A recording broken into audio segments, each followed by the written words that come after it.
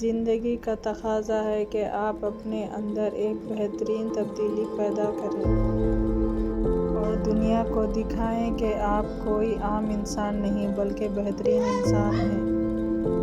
کسی کو اتنا مجبور نہیں کرنا چاہیے کہ وہ اپنی خاموشی توڑ کر لفظوں سے تمہاری دھجیاں اڑا دے۔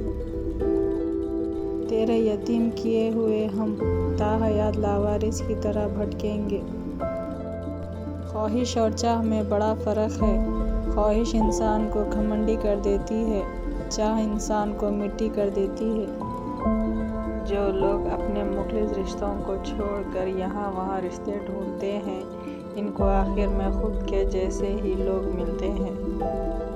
میٹھے لوگوں سے مل کر میں نے جانا، کڑوے لوگ اکثر سچے ہوتے ہیں۔ کوئی شک نہیں، جب ہم کسی کو اپنی زندگی کا چاند بناتے ہیں تو وہ ہمیں تارے ضرور دکھاتے ہیں۔ اگر اللہ انتظار کروا رہا ہے تو تیار رہو، اس سے بڑھ کر دے گا جو تم اس سے مانگ رہے ہو۔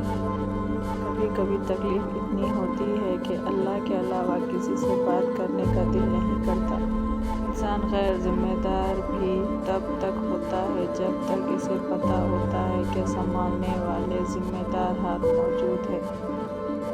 اگر اللہ دیر کر رہا ہے دینے میں تو اسے تمہارا مانگنا پسند آ گیا۔ مطلب ہے تو ذکر ہے، ورنہ کس کو کس کی فکر ہے۔ پریشان نہ ہوا کرو، اللہ نے تمہارا مستقبل تمہاری سوچ سے بہتر لکھا ہے۔ کوئی ملے تو یوں ملے کہ وہ ملے تو سکون ملے۔ ضروری نماز میں دعا اور محبت میں وفا ضروری ہے۔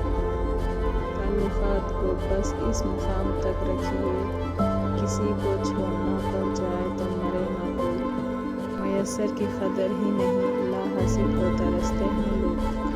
صبر کے کچھ گھونٹ اتنے کڑوے ہوتے ہیں کہ زندگی بھر کی مٹھاس چھین لیتے ہیں۔ اپنے ٹھیک ہونے کا دکھاوا کریں، زندگی کتنی ہی مشکل کیوں نہ ہو۔ چھپانا دوسروں کے ترس کھانے سے کہیں زیادہ خوبصورت ہے۔ خاموشی اختیار کر لینا دب جانے کی علامت نہیں بلکہ ترجیحات کا فرق ہے۔